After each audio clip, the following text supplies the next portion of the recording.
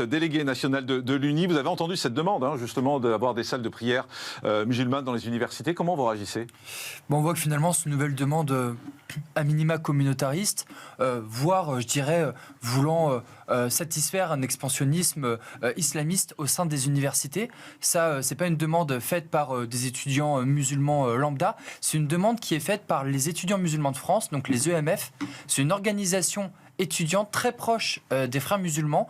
D'ailleurs, la chercheuse Florence Bergeau-Blackler dit régulièrement que c'est une émanation, ça a été créé par les frères musulmans, dans l'objectif justement de diffuser un islam radical au sein des universités. Et la stratégie de mettre en place des salles de prière, elle fait justement partie de cette stratégie expansionniste, dans l'objectif d'imposer un islam rigoriste au sein de nos lieux d'établissement. C'est la première fois que vous entendez ce type de demande ou c'est quelque chose que vous entendez régulièrement dans les universités? Non, malheureusement, on l'entend très régulièrement. Les EMF, ils déposent des listes dans plusieurs universités et ça fait souvent partie de leur programme, le fait de mettre en place des salles de prière.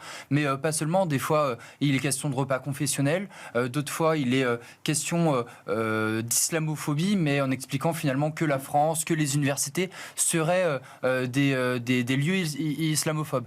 Donc il y a tout le temps une stratégie, je dirais, d'agression vis-à-vis des institutions faite par cette organisation.